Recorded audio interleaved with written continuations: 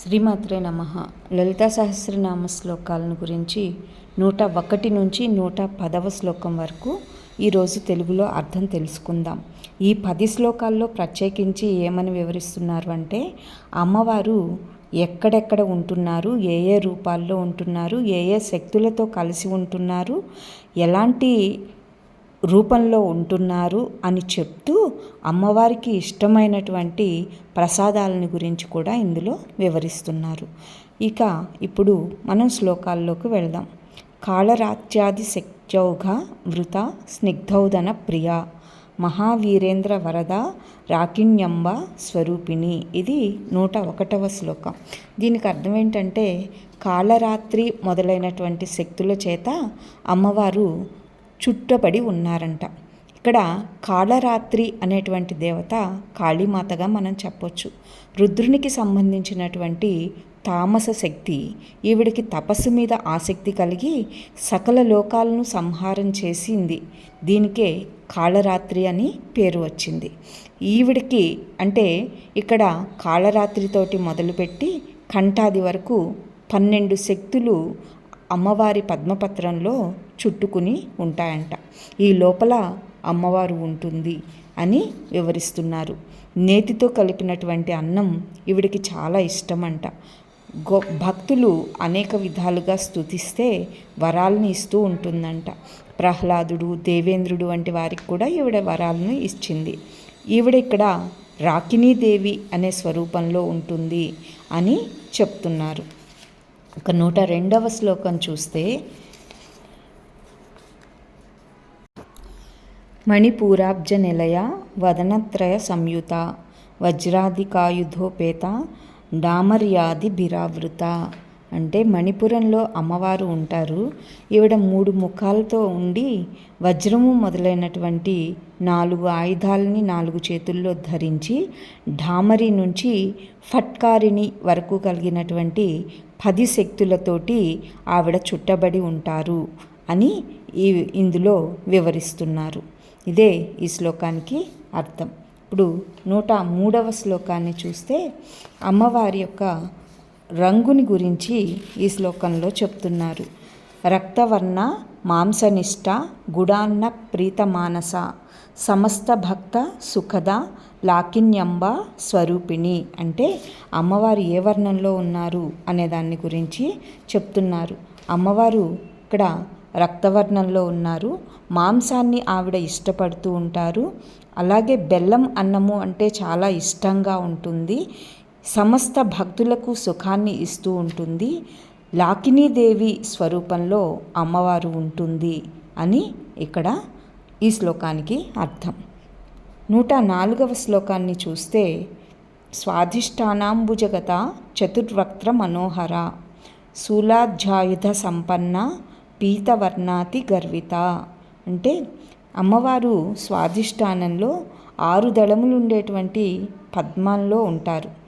ఆమెకే కాకినీదేవి అనే రూపంలో ఈవిడిక్కడ ఉంటారు. ఈ స్వాధిష్టాన పద్మంలో ఈవిడ 4 ముఖాలతోటి 3 కన్నులతోటి ఉంటారట. ఇక్కడ 4 ఆయుధాలని కూడా కలిగి ఉంటారు. శూలము అంటే త్రిశూలము. ఈ త్రిశూలము, పాశము, కపాలము, అభయముద్ర ధరించి ఉంటారు. ఎప్పుడూ సంపన్నంగా ఉంటారు. పీతవర్ణంలో ఉంటారు. కానీ ఇక్కడ ఈవిడ చాలా గర్వంగా ఉంటారు అని ఈ శ్లోకానికి అర్థం. తర్వాత 105వ శ్లోకం చూస్తే, మేధోనిష్ట మధుప్రీత బంధిన్యాది సమన్విత దజ్జన్నాసక్త హృదయ కాకిని రూపధారిణి. ఈ శ్లోకంలో అమ్మవారు కాకిని స్వరూపంలో ఉంటారు. కొవ్వు అనే ధాతువులో ఈవిడ ఉంటారు.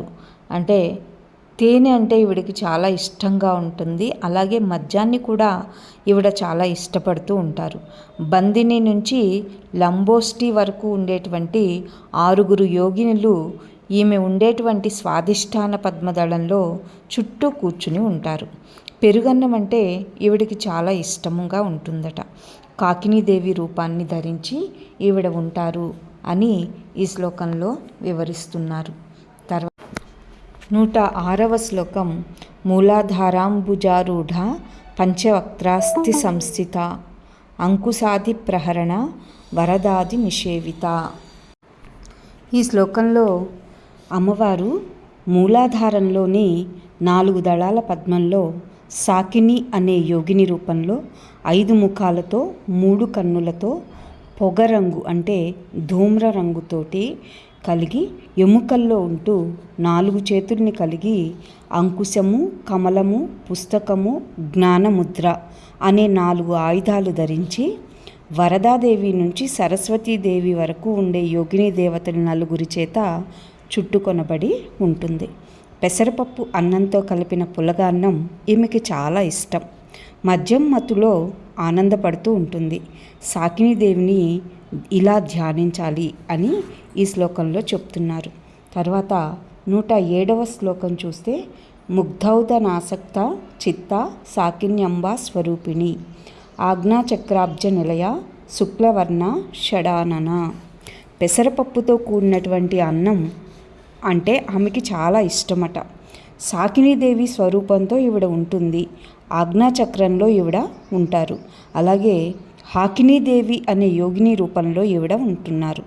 భూమధ్యంలో ఉండేటువంటి 2 దళాల పద్మంలో తెల్లని రంగుని కలిగి 4 చేతుల్లో జ్ఞానముద్ర, ఢమరుకము, స్వచ్ఛమైన జపమాల, పుర్రెను ధరించి షట్చక్రములకు ఆధారమై మధ్యలో ఈవిడ ఉంటుంది. 3 కన్నుల్ని కలిగి ఉండి హంసవతి మొదలైన దేవతలతో కలిసి ఉంటుంది. పసుపు అన్నము లేదా పులిహార అంటే ఈవిడికి చాలా ఇష్టమట. అందరికీ సుఖాన్ని ఇస్తుంది.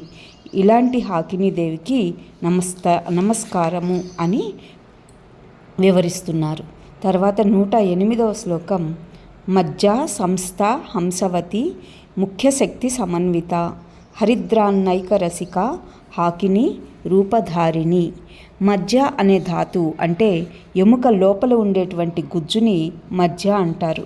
ఈ ఎముక మజ్జ నుంచే మనకి రక్త కణాల ఉత్పత్తి అనేటువంటిది జరుగుతూ ఉంటుంది. అంటే రక్తాన్ని ఉత్పత్తి చేసేటువంటి అమ్మవారుగా ఈవిడ్ని చెప్పుకోవచ్చు. అలాగే మారేడు పండు గుజ్జులో కూడా ఉండేటువంటి గుజ్జుని మజ్జ అని అంటారు. హంసవతి క్షమవతి శక్తులతో కూడి ఉంటుంది ఈవిడ. పసుపు అన్నాన్ని ఇష్టంగా తింటూ ఉంటుంది. హాకినీదేవి రూపాన్ని ధరించి ఉంటుంది అని ఈ శ్లోకానికి అర్థం. ఇక 109వ శ్లోకం చూస్తే సహస్రదళ పద్మస్థ సర్వవర్ణోపశోభిత సర్వాయుధధర శుక్ల సంస్థిత సర్వతోముఖి. 1000 రేకులుండేటువంటి పద్మమైనటువంటి బ్రహ్మరంధ్రంలో ఈవిడ ఉంటుంది. ఇందులో యాకిని అనే యోగిని ఉంటుంది. ఈమె ధ్యానం ఎలా ఉంటుందంటే ఈవిడ అన్ని వైపులా ముఖాలని కలిగి ఉంటుందట. అకారం నుంచి క్షకారం వరకు ఉండేటువంటి అక్షర శక్తులతోటి ఈవిడ కలిసి ఉంటారట. సకల రంగుల్లోనూ ఈవిడ ఉంటారంట. అలాగే ఈమె శంకరుని భార్యగా ఉంటారు. సర్వాయుధాలు ధరించి ఉంటారు. శుక్రధాతువులో ఉంటారు. అంటే వీర్యకణాలలో అమ్మవారు ఉంటారు. అంటే వీర్యకణాల్లో ఉత్పత్తి అనేటువంటిది అమ్మవారి కృప ద్వారా జరుగుతుంది. అది యాకిని రూపంలో ఉంటుంది అని మనం అర్థం చేసుకోవచ్చు. ఇది ఈ శ్లోకంలో వివరిస్తున్నారు. ఇక 110వ శ్లోకం కానీ మనం గమనిస్తే సర్వౌదన ప్రీతచిత్త యాకిన్యంబ స్వరూపిణి స్వాహ స్వధ మతిర్మేధ శృతి స్మృతి రనుత్తమ. ఇక్కడ రుచికరమైనటువంటి అన్ని రకాల అన్నములను తింటూ ఉండడం చేత సంతోషిస్తూ ఉండేటువంటి యాకినీదేవి. ఈమె యోగిని స్వరూపంలో ఉంటుంది. అలాగే స్వాహా స్వరూపంలో దేవతలకి హవిష్యును అందిస్తూ ఉంటుంది. స్వధారూపంలో పితృదేవతలకి హోమద్రవ్యాన్ని ఇస్తూ ఉంటుంది. రూపం లేని ఆత్మస్వరూపురాలుగా ఉంటుంది. అలాగే ధారణాశక్తిని కలిగి ఉంటుంది.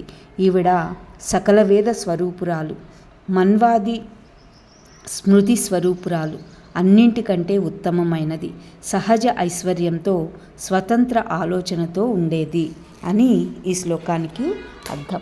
ఇప్పుడు ఈ 10 శ్లోకాలని కానీ మనం గమనిస్తే ఇందులో అమ్మవారు ఏ రూపాల్లో ఏ శక్తులతో కలిసి ఉంటుంది, మూలాధారంలో ఎలా ఉంటుంది, అలాగే స్వాధిష్టానంలో ఎలా ఉంది, ఆజ్ఞాచక్రంలో ఎలా ఉంది, సహస్రారంలో ఏ శక్తులతో కలిసి ఉంటుంది, ఇలా అన్ని రకాలైనటువంటి శక్తుల్ని గురించి, ఆవిడ చుట్టూ ఉండేటువంటి శక్తుల్ని, అంటే అంతర్లీనంగా మనం గమనిస్తే శ్రీచక్రాన్ని గురించి ఇక్కడ వివరిస్తున్నారన్నమాట.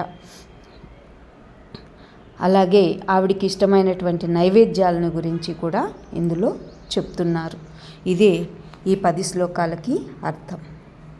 వీటిని కానీ మనం ధ్యానిస్తే, అంటే ఈ 10 శ్లోకాలని మనం 108 సార్లు ప్రతిరోజు చదవగలిగితే గనక మనకి ఈ స్వాధిష్టానంలో ఉండేటువంటి మూలాధారంలో ఉండేటువంటి కుండలిని శక్తి మేల్కొంటుంది అనేది మనం తెలుసుకోవచ్చు.